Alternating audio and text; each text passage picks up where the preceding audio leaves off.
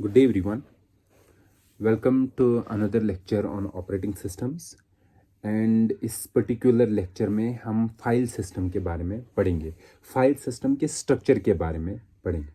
ठीक है. सो file system क्या है? It is a part of an operating system. ठीक, ऑपरेटिंग सिस्टम का पार्ट है. और इस मॉड्यूल का, ऑपरेटिंग सिस्टम के इस मॉड्यूल का काम है to manage data stored on secondary storage. ठीक है. कैसे हम सेकेंडरी स्टोरेज में डेटा रखेंगे, ऑपरेटिंग सिस्टम का एक मॉड्यूल वो हैंडल करता है जिसे हम फाइल सिस्टम कहते हैं. Over time multiple file systems develop हुए हैं. मल्टीपल फाइल सिस्टम्स मतलब अलग अलग तरीके के फाइल सिस्टम्स हैं और वो अलग अलग तरीके से फाइल्स को या डेटा को मैनेज करते हैं on the secondary storage. For example हमारे पास फाइल सिस्टम्स हैं. लेट्स टेक एक फैट है फाइल सिस्टम. ठीक, फैट 32 भी है एक फाइल सिस्टम. ठीक है. NTFS है एक फाइल सिस्टम. ठीक, EXT2, EXT3 ये कुछ फाइल सिस्टम्स हैं. ठीक है. और हर फाइल सिस्टम के अपने टेक्निक्स, अपनी मेथडोलॉजीज हैं to manage data on secondary storage. और हमारा जो ऑपरेटिंग सिस्टम है वो ऑपरेटिंग सिस्टम जो इन फाइल सिस्टम्स को समझ सके, उस फाइल सिस्टम में जो डेटा स्टोर होगा उसको वो एक्सेस कर सकता है. फॉर एग्जांपल मेरे पास लेट सपोज ऑपरेटिंग सिस्टम है, कोई ऑपरेटिंग सिस्टम.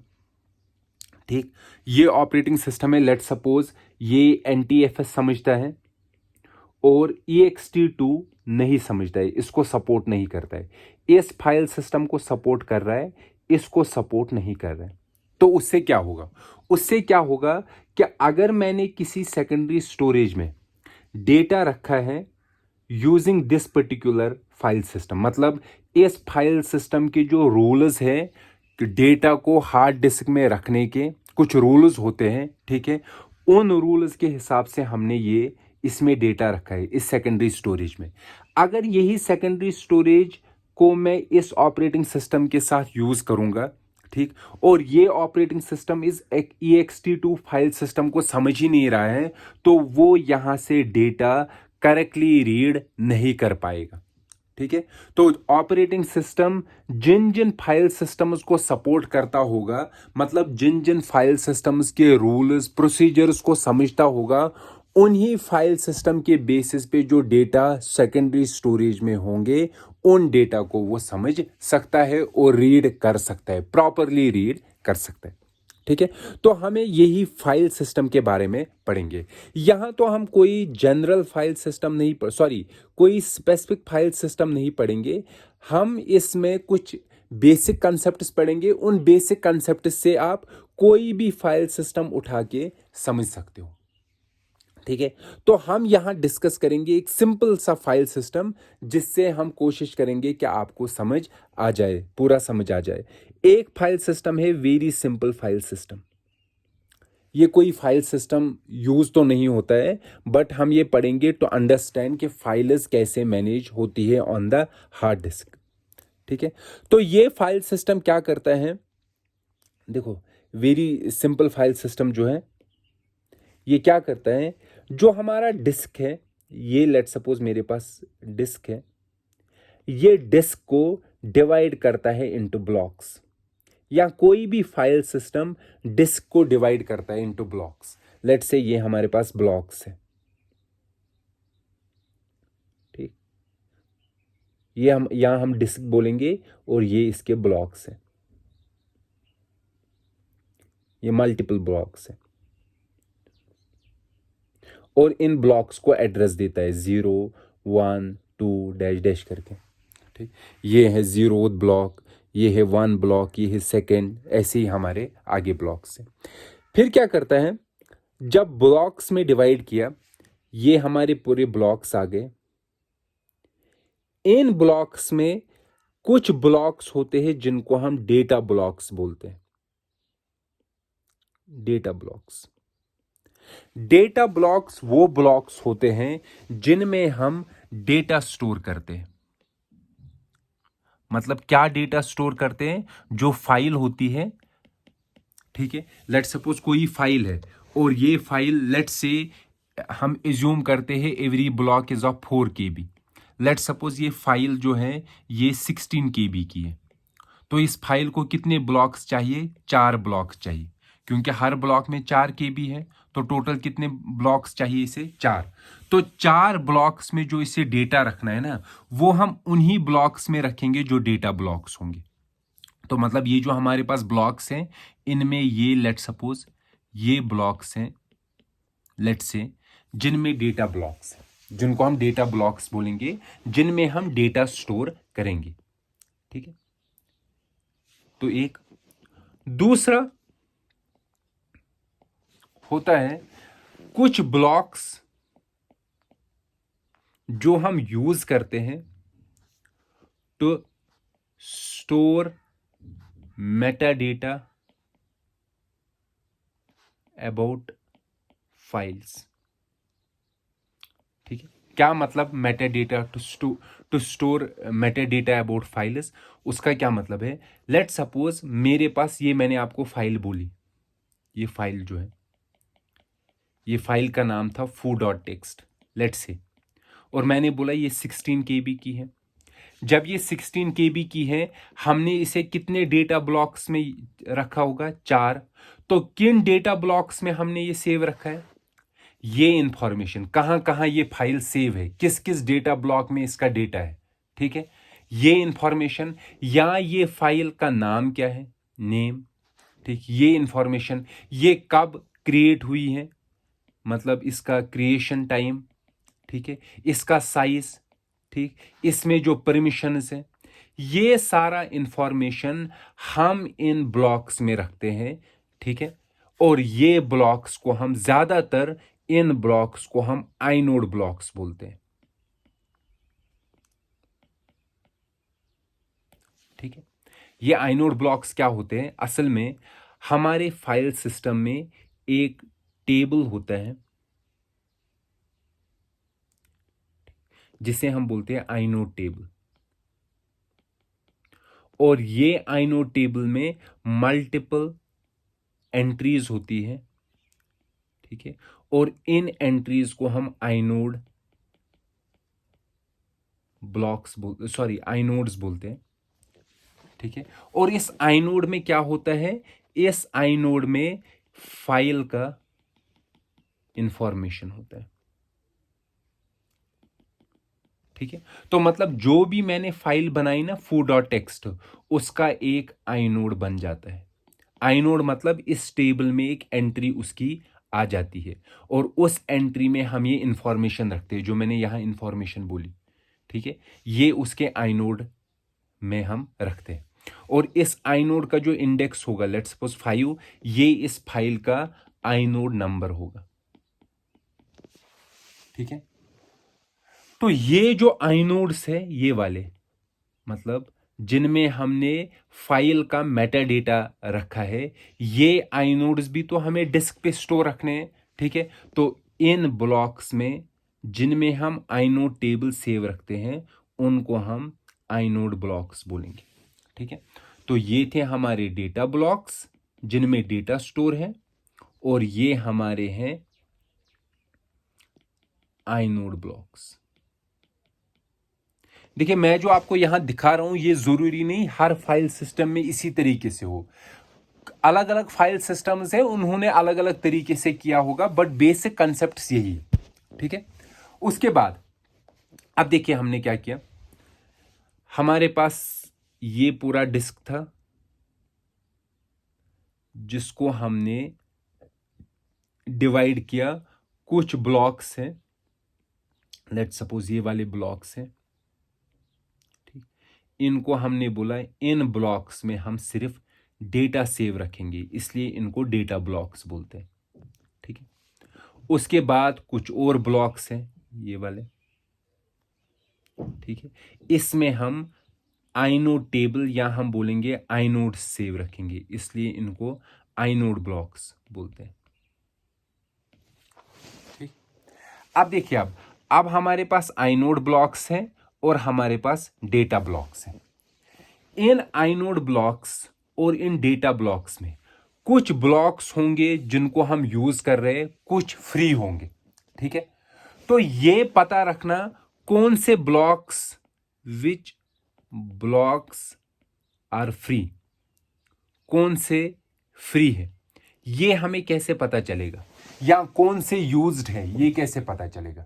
यूज्ड तो हम छोड़ दो, हम अगर फ्री के बारे में पता याद रखें कि कौन कौन सा यूज फ्री है, वो काफी है हमारे लिए, ठीक है। क्योंकि जब हमें पता होगा ना कौन कौन सा फ्री है, अगर मुझे कोई एक्स्ट्रा ब्लॉक चाहिए, मुझे देखना है कौन कौन सा फ्री है, उनमें से कोई ब्लॉक में यूज कर सकता हूं। तो पहले हम देखते हैं कि कौन से ब्लॉक्स हमें पता चलेगा कि फ्री है, ठीक है। इसमें एक मतलब मल्टीपल स्कीम्स है। एक स्कीम है ये फ्री ब्लॉक्स रखने का, वो है हम क्या करेंगे, हम एक फ्री लिस्ट या हम बोलेंगे एक लिंक्ड लिस्ट बनाएंगे।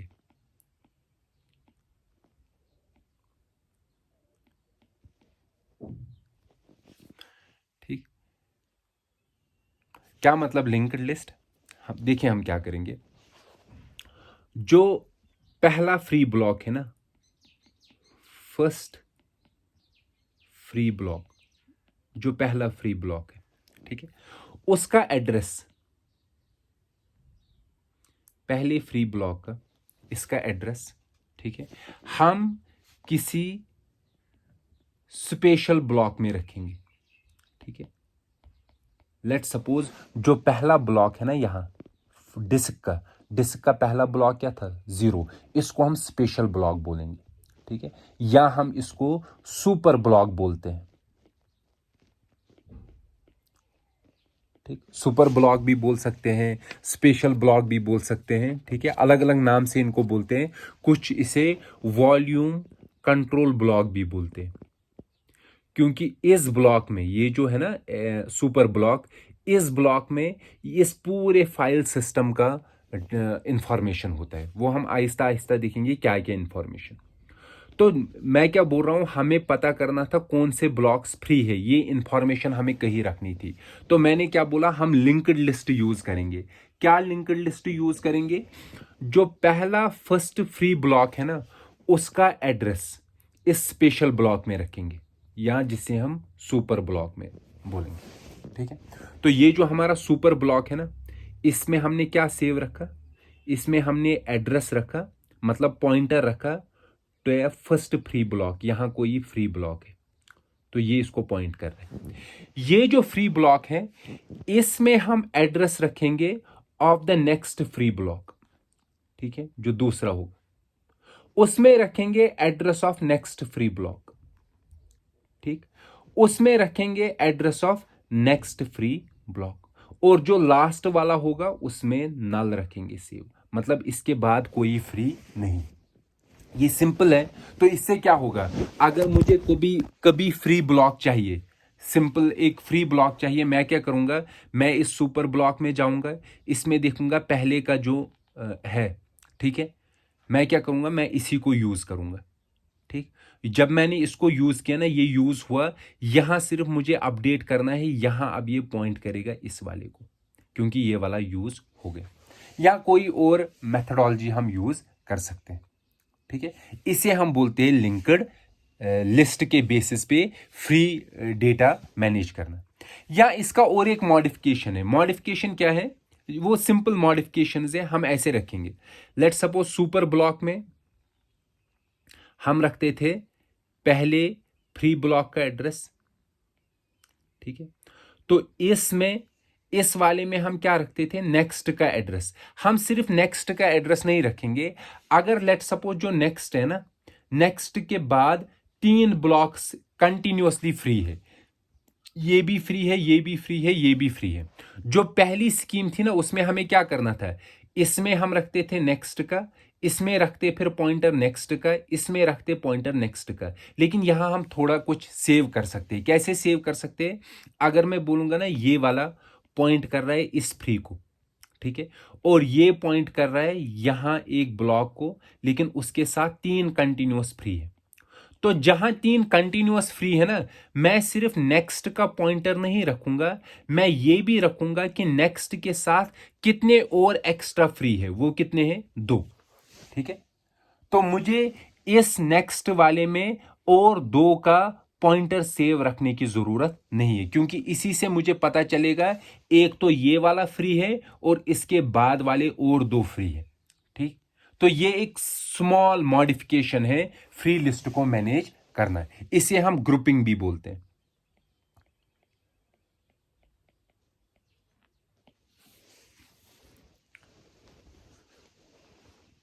ठीक, ये भी एक सिंपल है फ्री लिस्ट को मैनेज करना। या दूसरा तरीका है फ्री लिस्ट को मैनेज करना या फ्री लिस्ट के बारे में याद रखना। देखिए दूसरा क्या तरीका है, मैंने बोला हमारा जो फाइल सिस्टम है, ये फाइल सिस्टम, उसने डिस्क को डिवाइड किया इनटू ब्लॉक्स, जिसमें कुछ ब्लॉक्स हैं हमारे जिनको हम डेटा ब्लॉक्स बोलते हैं, और कुछ ब्लॉक्स हैं जिनको हम आइनोड ब्लॉक्स बोलते हैं। लेट्स सपोज ये आइनोड है, आइनोड ब्लॉक्स, ये हैं डेटा ब्लॉक्स। ठीक, और एक ब्लॉक है सुपर ब्लॉक। सुपर ब्लॉक में इंफॉर्मेशन होता है about this file system. For example size of volume, इस वॉल्यूम का साइज क्या है, और भी इंफॉर्मेशन, वो मैं आपको अभी बताऊंगा। अब देखिए हम क्या पढ़ रहे हैं कि फ्री ब्लॉक्स को कैसे मैनेज करना है। पहला तो हमने पढ़ा यूजिंग लिंक्ड लिस्ट। दूसरा मैं बोल रहा हूं जिसे हम बोलते हैं बिट मैप। क्या होता है बिट मैप? बिट मैप होता है, देखिए कैसे, हमारे पास आइनोड, ये आइनोड ब्लॉक्स है ना, ये 0 है, 1 2 3 4। ठीक है, ये फिर डेटा ब्लॉक से 0 1 2 3 4 5 कितने होंगे डेटा के। ठीक है, हम क्या करेंगे, हम एक ब्लॉक यहां यूज करेंगे। लेट सपोज ये वाला ब्लॉक, ये ब्लॉक, ये वाला ब्लॉक, इसमें हम आइनोड ब्लॉक्स जो है, हर ब्लॉक के लिए एक बिट यूज करेंगे। ठीक है, यहां कितने ब्लॉक्स है, 1 2 3 4 5 आइनोड के, तो यहां इस ब्लॉक में 5 बिट्स होंगी, 1 2 3 4 और 5। ये जो 5 बिट्स हैं, ये 5 बिट्स में पहला रिप्रेजेंट करेगा information about first inode block, दूसरा बोलेगा information about second inode block, तीसरा बोलेगा अबाउट द थर्ड, ऐसे ही। ठीक है, तो अगर यहां वैल्यू 0 स्टोर है तो मतलब वो वाला ब्लॉक फ्री है, वो आइनोड ब्लॉक फ्री है, वो किसी ने यूज नहीं किया है। लेकिन अगर यहां वैल्यू 1 है, उसका मतलब वो यूज्ड है। ठीक है, वैसे ही और एक ब्लॉक है ये वाला, इसमें मैं इंफॉर्मेशन रखूंगा about data blocks. Data blocks का बिट मैप, बिट मैप मतलब वही बिट्स यूज होंगी, यहां पर भी कुछ बिट्स होंगी। पहला बिट दिखाएगा पहले डेटा ब्लॉक का इंफॉर्मेशन, इंफॉर्मेशन मतलब क्या ये फ्री है या ऑक्यूपाइड। ठीक है, तो इन ब्लॉक्स को, ये जो 2 स्पेशल ब्लॉक्स है ना, इनको हम बिट मैप्स बोलते हैं, बिट मैप्स। और इनका काम क्या है बिट मैप्स का, हर ब्लॉक के लिए, आइनोड या डेटा ब्लॉक के लिए एक बिट होगी जो बोलेगा कि ये पर्टिकुलर ब्लॉक फ्री है क्या ऑक्यूपाइड है। ठीक है, जैसे मैंने अभी कहा आपको, लेट सपोज यहां 5 बिट्स होंगी, 1 2 3 4 5। ठीक, पहला बोलेगा पहले आइनोड फ्री है कि ऑक्यूपाइड है, दूसरा बिट बोलेगा दूसरा फ्री है कि ऑक्यूपाइड है, तीसरा बोलेगा तीसरा है कि नहीं है। वैसे ही यहां पर भी ऐसे ही बिट्स होंगी। ठीक है, समझ आया? और ये जो सुपर ब्लॉक है, या जिसे हम क्या वॉल्यूम कंट्रोल ब्लॉक भी बोलते हैं, इसमें क्या इंफॉर्मेशन होगी? फॉर एग्जांपल इसमें इंफॉर्मेशन होगी साइज ऑफ डिस्क, इसका साइज कहाँ है, कितना है। ठीक, और आइनोड ब्लॉक्स जो है, ये जो आइनोड ब्लॉक्स है ना, ये इस लोकेशन से स्टार्ट हो रहे हैं, यहां इस लोकेशन से, तो आइनोड कहां से स्टार्ट हो रहे हैं। ठीक है, या डेटा ब्लॉक्स कहां से स्टार्ट हो रहे हैं, डेटा ब्लॉक्स का स्टार्ट, ये पूरी इंफॉर्मेशन इस सुपर ब्लॉक में होगी। ठीक है, अब देखिए आप, अब हमारा फाइल सिस्टम कैसे है, जो अभी हमने देखा, ये फाइल सिस्टम इस तरीके से है।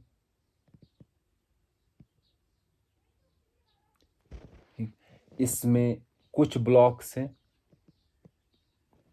यहां जो हमने यूज किए टू स्टोर डेटा, इसलिए इनको बोलेंगे डेटा ब्लॉक्स। ठीक, उसके बाद कुछ और ब्लॉक्स हैं जिनमें हम आइनोड स्टोर करते हैं, इसलिए इनको आइनोड ब्लॉक्स बोलेंगे।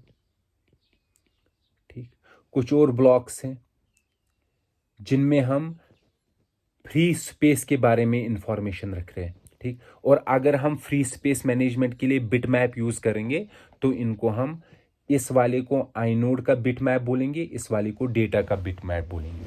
तो ये बिटमैप है।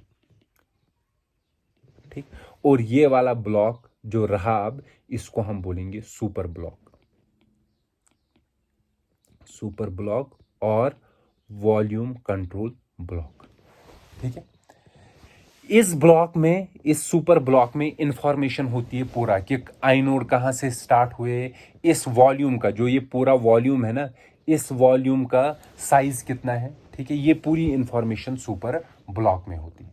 ठीक, तो अभी हमने ये जो बिटमैप यूज किए, ये किसके लिए यूज किया, free space management.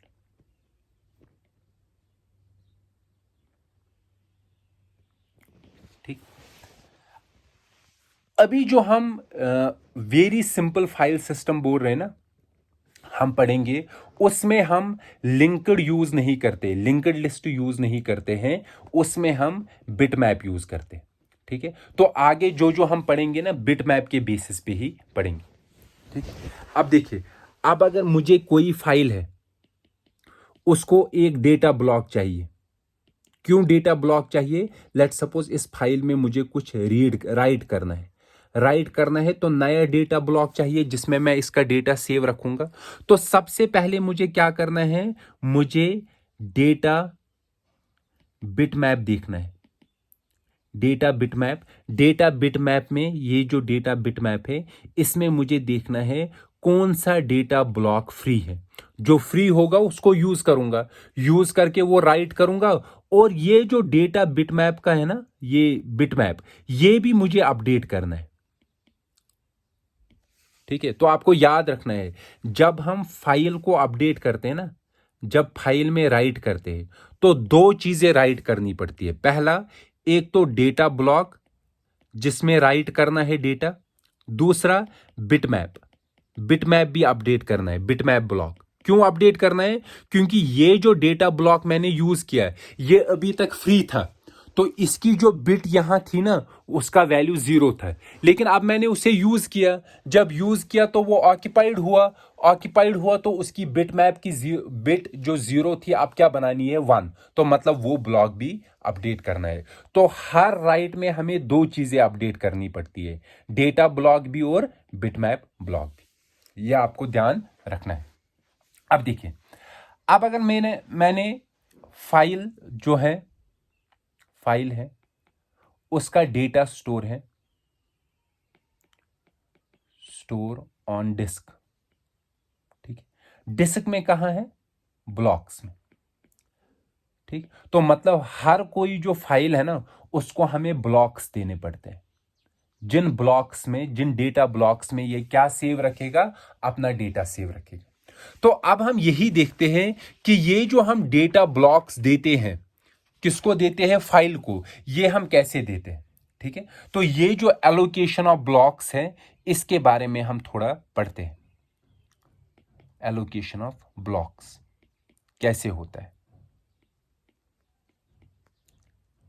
Different strategies हैं, डिफरेंट मेथडोलॉजीज हैं, और हर कोई अलग अलग, हर कोई फाइल सिस्टम अलग अलग तरीके की मेथडोलॉजी यूज करता है। सबसे सिंपलेस्ट जो है ना, वो है कंटिग्यूअस एलोकेशन।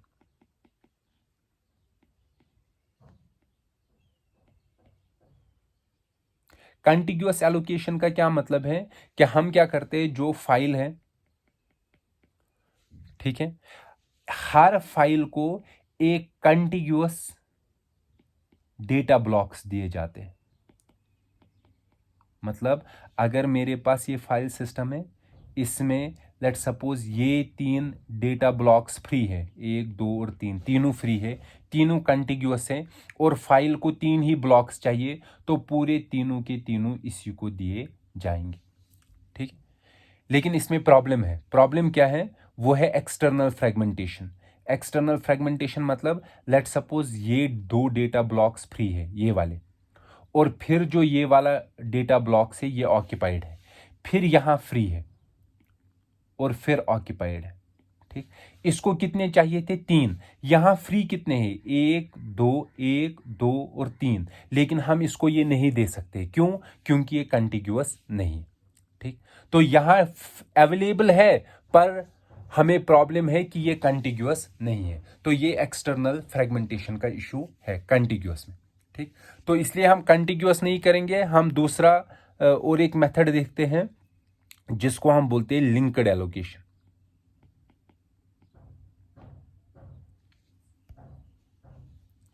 Linked allocation. ठीक है, देखते हैं लिंक्ड एलोकेशन क्या होता है।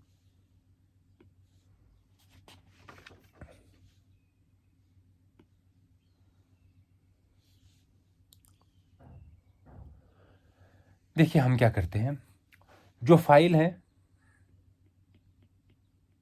उसको ब्लॉक्स चाहिए। हम क्या करते हैं, हम देखते हैं पहला फर्स्ट फ्री ब्लॉक। ठीक, जो पहला फ्री ब्लॉक होगा उसको उठा के इस फाइल को देंगे, ये जो हमारी फाइल है। और जो ये पहला ब्लॉक इसको दिया गया ना, इस फाइल को, लेट्स से हम वही मानेंगे, इसको टोटल 3 चाहिए, 3 डेटा ब्लॉक्स चाहिए, तो फ्री वाला उठा के पहला देंगे इसको। ठीक, फिर क्या करेंगे, ये जो पहला ब्लॉक है इसका जो एड्रेस है, इसका एड्रेस वो हम इस फाइल के इंडेक्स नोड में रखेंगे या आई नोड में रखेंगे, पहले का एड्रेस। ठीक है, तो ये पहला ब्लॉक था जो हमने इसको दिया, फर्स्ट ब्लॉक, डेटा ब्लॉक। ठीक, इसका एड्रेस हमने कहां सेव रखा? इसके आई नोड में या इसके मेटाडेटा में।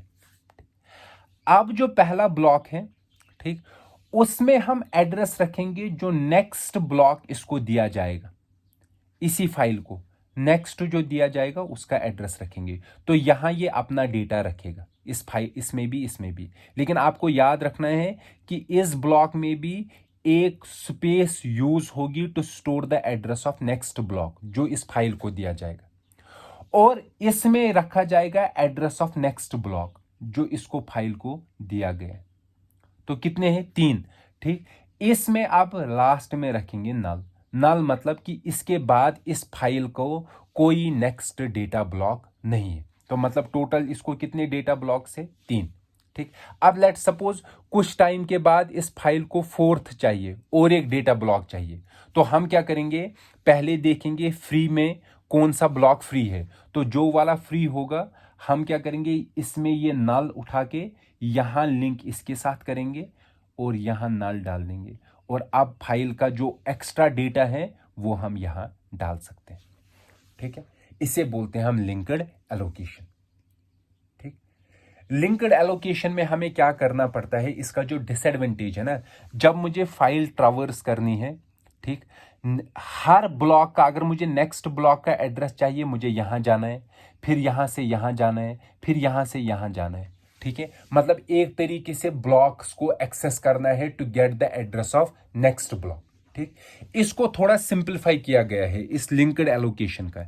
इंस्टेड के हम पॉइंटर्स अलग अलग ब्लॉक्स में रखे, यहां यहां यहां, हम क्या करेंगे, हम एक टेबल रखेंगे।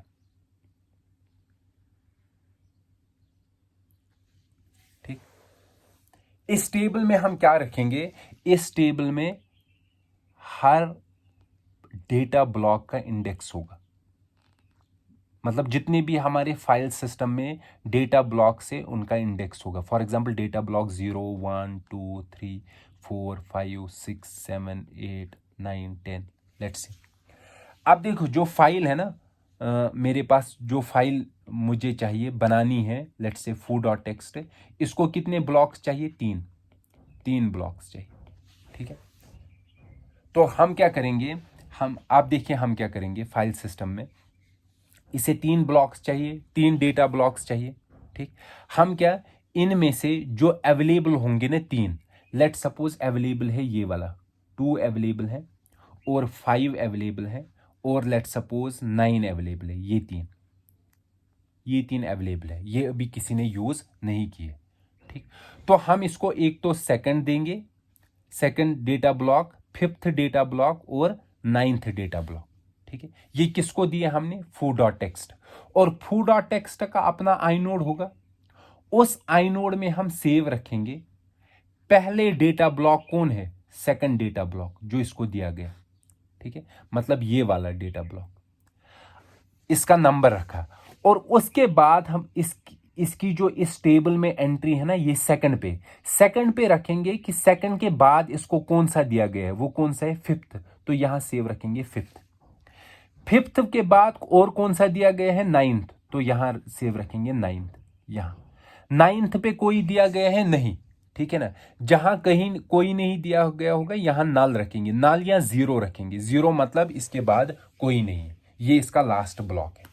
ठीक, तो इस टेबल में हम सेव रखते हैं सारे डेटा ब्लॉक्स का, जितने भी सारे फाइल्स का, कि कौन कौन सा ब्लॉक किस किस फाइल को मिला है। ठीक है, स्टार्टिंग वाले ब्लॉक का जो ब्लॉक नंबर है वो उसके आइनोड में रखेंगे, फिर हर ब्लॉक की एंट्री पे नेक्स्ट ब्लॉक का नंबर रखेंगे। ठीक है, इस टेबल को हम फाइल एलोकेशन टेबल बोलते हैं, और फैट फाइल सिस्टम यही यूज करता है for the allocation, linked allocation. ठीक है, ये हो गया 2। तीसरा और एक मेथड है, ठीक, जिसे हम बोलते हैं इंडेक्स्ड एलोकेशन, जो ज्यादातर यूज होता है, जो मैंने अभी आपको आइनोड टाइप का बोला उसमें वो यूज होता है, इंडेक्स्ड एलोकेशन। देखिए इसमें क्या होता है, इंडेक्स्ड एलोकेशन, इसमें क्या है इंडेक्स्ड में? देखिए हमने बोला है जो भी फाइल है, फाइल हमारे पास क्या है? foo.txt, हर फाइल का अपना आइनोड होता है, ये इसका आइनोड है। आइनोड में क्या होती है? Information about this file. ठीक, हम क्या करेंगे, जो जो डेटा ब्लॉक इसने यूज किया है ना, 1 2 3, फाइल को 3 है ना, इन तीनों डेटा ब्लॉक्स का जो एड्रेस है, लेट सपोज इसका एड्रेस है 5, इसका है 7, इसका है 10, ये एड्रेसेस उठा के यहां सेव रखेंगे, 5 7 10। तो जितने जितने डेटा ब्लॉक्स यूज हुए हैं सबका एड्रेस किस में आएगा? आइनोड में। ठीक है, लेकिन इससे प्रॉब्लम क्या होगी? प्रॉब्लम ये होगी कि आइनोड का साइज फिक्स होता है। जब आइनोड का साइज फिक्स होगा तो उससे प्रॉब्लम क्या होगी? फिक्स होने की वजह से हम कुछ लिमिटेड नंबर ऑफ पॉइंटर्स ही यहां सेव रख सकते हैं। लेट सपोज हम 10 पॉइंटर्स सेव रखते हैं, 10 पॉइंटर्स मैक्सिमम। ठीक है, तो मतलब मैक्सिमम फाइल का साइज कितना हो सकता है? जब हम 10 पॉइंटर सेव रखते हैं मतलब हम 10 डेटा ब्लॉक्स का इंफॉर्मेशन रख सकते हैं। लेट सपोज हर डेटा ब्लॉक का एड्रेस साइज है 4 KB, तो 10 का कितना होगा? 40 KB। ठीक, तो मतलब टोटल फाइल का साइज जो होगा ना वो सिर्फ 40 KB होगा। अगर मुझे 40 KB से ज्यादा की साइज फाइल बनानी है, मतलब उसे ज्यादा डेटा ब्लॉक्स चाहिए, और सब डेटा ब्लॉक्स का एड्रेस मैं आइनोड में नहीं रख पाऊंगा, ये डिसएडवांटेज है इसका। ठीक है, इस इंडेक्स्ड एलोकेशन का। लेकिन इस डिसएडवांटेज को बेटर किया गया है, मतलब इस लिमिटेशन को दूर किया गया है। कैसे दूर किया गया है? जो आइनोड है, आइनोड में हम क्या सेव रख रहे हैं? Information, Meta data about file. और अभी हमने देखा एक इंफॉर्मेशन है, हम यहां पॉइंटर्स रखते हैं, पॉइंटर्स टू डेटा ब्लॉक्स। अभी फॉर एग्जांपल मैंने आपको बोला लेट सपोज टोटल हम 10 पॉइंटर्स रख सकते हैं टोटल। जब हम 10 पॉइंटर्स रख सकते हैं ना, तो टोटल फाइल का साइज कितना हो सकता है? 40 KB। ठीक, क्योंकि मैं सिर्फ 10 डेटा ब्लॉक्स का इंफॉर्मेशन यहां रख सकता हूं। मैं इसको चेंज करूंगा। कैसे चेंज करूंगा? मैं बोलूंगा ये जो 10 पॉइंटर्स हैं, 10 पॉइंटर्स में जो पहले 9 पॉइंटर्स है ना, पहले 9 पॉइंटर्स, ठीक, लेट सपोज ये पॉइंट करेंगे टू 9 डेटा ब्लॉक्स, ठीक है, और जो लास्ट वाला पॉइंटर बचा, ठीक, ये भी पॉइंट करेगा डेटा ब्लॉक को, लेकिन इस डेटा ब्लॉक में ये वाला जो है ना लास्ट वाला है, इसमें डेटा नहीं होगा, इसमें और पॉइंटर्स होंगे, एक्स्ट्रा पॉइंटर्स। और डेटा ब्लॉक में कितने पॉइंटर्स हो सकते हैं, लेट सपोज उसमें भी 10 पॉइंटर्स हो सकते हैं, 10 पॉइंटर्स। तो 10 पॉइंटर जो होगा तो मतलब ये और 10 डेटा ब्लॉक्स को पॉइंट कर सकता है, ठीक। अब देखिए साइज, ऐसे में कितना साइज में बना सकता हूं, ये 9 पॉइंटर्स 9 डेटा ब्लॉक्स को कर रहे थे 9 इंटू 4 KB, प्लस ये 1 पॉइंटर किसको कर रहा है पॉइंट, इस डेटा ब्लॉक को, लेकिन इस डेटा ब्लॉक में डेटा नहीं है, इसमें क्या है, पॉइंटर्स। कितने पॉइंटर्स, और 10 पॉइंटर्स, और 10 पॉइंटर्स मतलब और 10 डेटा ब्लॉक्स की मैं इंफॉर्मेशन रख सकता हूं, और उन 10 डेटा ब्लॉक्स में कितना रख सकते हैं, 10 इंटू 4 KB। अब देखिए फाइल का साइज कितना होगा, 36 KB प्लस 40 KB, तो टोटल कितना होगा, 76 KB, ठीक। तो ये पॉइंटर्स को हम बोलते हैं डायरेक्ट पॉइंटर्स। डायरेक्ट पॉइंटर्स मतलब these pointers are pointing to data blocks जिनमें डेटा सेव है, और इस वाले को हम इनडायरेक्ट पॉइंटर बोलते हैं,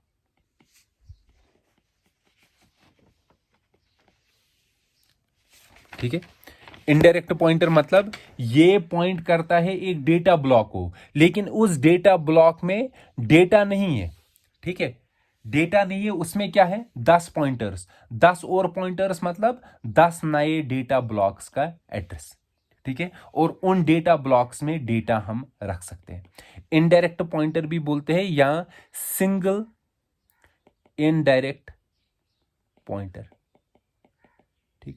अब कोई बोलेगा सर नहीं 76 KB नहीं, इससे बड़ी फाइल मेरे पास होगी, जीबीज में होगी, तो हम क्या कर सकते हैं, ये वाला पॉइंटर है ना, लेट सपोज ये पॉइंट कर रहा था किसको, डेटा ब्लॉक को, इस डेटा ब्लॉक में लेट सपोज 10 पॉइंटर्स थे, 10 पॉइंटर्स थे, मैंने बोला ये 10 पॉइंटर्स 10 डेटा ब्लॉक्स को पॉइंट करेगा जिनमें डेटा है।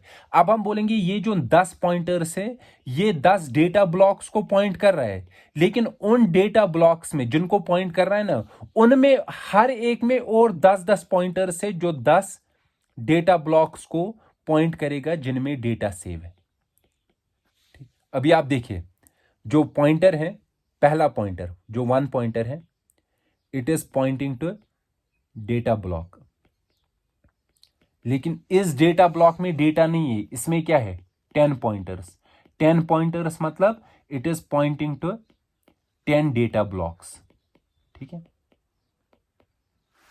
अब अगर इन 10 डेटा ब्लॉक्स में डेटा हम सेव रखेंगे तो इस पॉइंटर को सिंगल इनडायरेक्ट पॉइंटर बोलेंगे, ठीक है। लेकिन अगर ऐसे कर रहे हैं इन 10 डेटा ब्लॉक्स में भी डेटा नहीं है, इनमें और 10-10 पॉइंटर्स है which is pointing to the data blocks, ठीक है, और उन डेटा ब्लॉक्स में अब हम डेटा सेव रख रहे हैं, डेटा, ठीक, तब हम इस पॉइंटर को डबल इनडायरेक्ट पॉइंटर बोलेंगे, डबल इनडायरेक्ट पॉइंटर, ठीक है। अब अगर इनमें भी डेटा नहीं होता है, इनमें भी पॉइंटर्स होते हैं which points to the data blocks जिनमें डेटा है, तब इसे डबल नहीं बोलते, तब हम ट्रिपल इनडायरेक्ट पॉइंटर बोलते हैं। तो ये डबल इनडायरेक्ट पॉइंटर यूज करना या ट्रिपल इनडायरेक्ट पॉइंटर यूज करने से फायदा क्या है, फायदा ये है कि हम लार्ज फाइल्स को सपोर्ट कर सकते हैं, हमारा फाइल सिस्टम लार्ज फाइल्स को सपोर्ट कर सकता है, ठीक है। तो ये है अबाउट द इंडेक्स्ड एलोकेशन, ठीक है। तो यहां तक हमने क्या खत्म किया, हमने देखा कि हम कैसे फाइल सिस्टम कैसे मैनेज होता है, मतलब फाइल्स कैसे हम सेव रखते हैं, इनकी इंफॉर्मेशन कैसे हमें रहती है अपने फाइल सिस्टम में, ठीक। अब देखो कोई file system index allocation use करता होगा, कोई फाइल सिस्टम लिंक्ड वाला एलोकेशन यूज करता होगा, कोई file system for example free space management के लिए लिंक्ड लिस्ट यूज कर रहा है, कोई file system free space management के लिए बिटमैप्स यूज करता है। तो अलग फाइल सिस्टम्स अलग तरीके के स्ट्रेटजीज यूज करते हैं, और आपके ऑपरेटिंग सिस्टम को हर फाइल सिस्टम के बारे में पता होना चाहिए, तभी वो उस फाइल सिस्टम को सपोर्ट कर सकता है। मतलब उस फाइल सिस्टम के हिसाब से जो हमने पेन ड्राइव हो या हमारी सेकेंडरी स्टोरेज हो, उसमें जो डेटा सेव रखा है उसको रीड कर सकते हैं। आपने बहुत बार देखा होगा कि हम विंडोज में लेट सपोज कोई पेन ड्राइव लगाते हैं, फॉर्मेट करते हैं उसे। फॉर्मेट मतलब उससे डेटा एक तो रिमूव करते हैं और फाइल सिस्टम को इनिशियलाइज करते हैं। इनिशियलाइज करना मतलब ये चीजें बिट मैप्स डालना, सुपर ब्लॉक डालना, ठीक है। अब अगर मैंने यही फाइल पेन ड्राइव निकाल के लेट सपोज लिनक्स सिस्टम में लगा दी, और लिनक्स सिस्टम लेट सपोज उस फाइल सिस्टम को पढ़ ही नहीं पाता है, मतलब समझ ही नहीं पाता है, तो वो उस पेन ड्राइव को डिटेक्ट नहीं कर पाएगा, और इनफैक्ट उस पेन ड्राइव में डेटा राइट भी नहीं कर पाएगा, ठीक है। इसीलिए ये प्रॉब्लम बहुत टाइम आ जाती है। हम उस तरीके से डेटा को मतलब अपनी पेन ड्राइव या अपने सेकेंडरी स्टोरेज को फॉर्मेट करते हैं, और दूसरा ऑपरेटिंग सिस्टम फिर उस फाइल सिस्टम को पढ़ ही नहीं पाता है। इसलिए आप ध्यान रखना, जब भी आप किसी पेन ड्राइव, किसी भी सेकेंडरी स्टोरेज को फॉर्मेट कर रहे हो और रीइनिशियलाइज कर रहे हो विद सम फाइल सिस्टम, और फिर उसी पेन ड्राइव को किसी और जगह यूज कर रहे हो, आपको ये ध्यान रखना है क्या ये दोनों ओएस उस फाइल सिस्टम को समझ रहे हैं कि नहीं कर रहे, सपोर्ट कर रहे हैं कि नहीं कर रहे। जैसे हमारा जो लिनक्स है ना, वो ऑलमोस्ट 40 फाइल सिस्टम उसको समझता है, ठीक। उसके फाइल सिस्टम से ext2 है, आपने बहुत बार देखा होगा, ext2 है, ext3 है, ये सारे फाइल सिस्टम्स हैं, ठीक है। ऐसे ही हमारे पास फैट है, फैट 16 है, फैट 32 है, ठीक।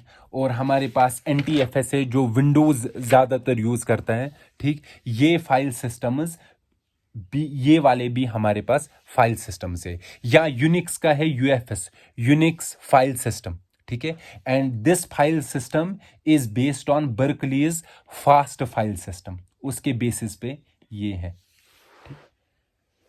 तो बहुत सारे फाइल सिस्टम्स हैं, and we should use the file systems that our operating system supports, ठीक है। सो ये मैंने आपको बेसिक मतलब बेसिक इंट्रो दिया कि फाइल सिस्टम कैसे मैनेज करता है data on to the disk, ठीक है। और एक चीज मैंने आपको अभी बोला, जब भी हमारा कोई फाइल है उसको अपडेट करना है, अपडेट मतलब उसमें राइट करना है। जब भी राइट करना है ना, राइट के वक्त आपको याद रखना है, हमें पहले फ्री ब्लॉक फाइंड करना है, ठीक। वो हमें कैसे निकलेगा फ्री ब्लॉक, कैसे मिलेगा, बिटमैप से, ठीक है। और जब फ्री ब्लॉक मिल गया, फिर उस फ्री ब्लॉक में राइट करना है, ठीक। एक तो फ्री ब्लॉक में राइट करना है और बिटमैप ब्लॉक को भी अपडेट करना है, ये दोनों चीजें हमें करनी है, ठीक है।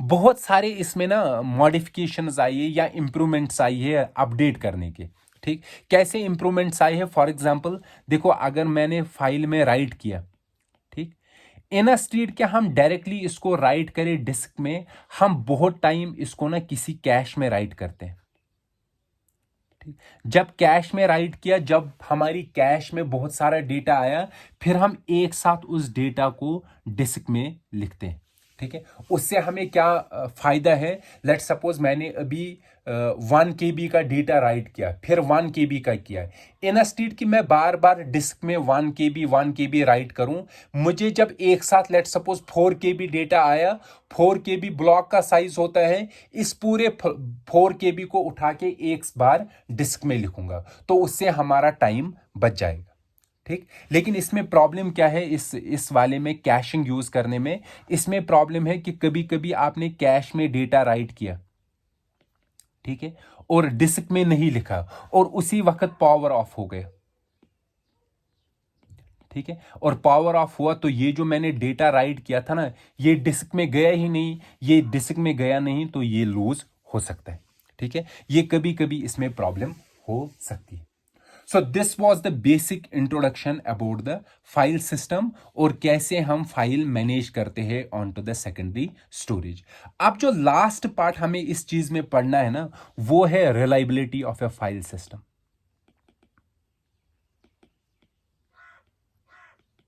फाइल सिस्टम की रिलायबिलिटी, ठीक। रिलायबिलिटी मतलब क्या अगर कभी हमारा सिस्टम क्रैश हुआ, हमारा सिस्टम कभी लेट सपोज पावर फेलियर की वजह से रुक गया, हमारे फाइल सिस्टम में प्रॉब्लम नहीं आनी चाहिए। फाइल सिस्टम में प्रॉब्लम मतलब कोई इनकंसिस्टेंसी नहीं होनी चाहिए।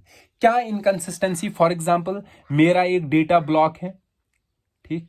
लेट सपोज उस डेटा ब्लॉक में कुछ डेटा नहीं है, लेकिन उसका जो बिट मैप है ना, वो बिट मैप बोल रहा है कि वो डेटा ब्लॉक यूज्ड है। ये तो इनकंसिस्टेंसी है। डेटा ब्लॉक मैंने यूज ही नहीं किया है, लेकिन बिट मैप बोल रहा है कि ये यूज्ड है, ठीक। ये इनकंसिस्टेंसी है ना।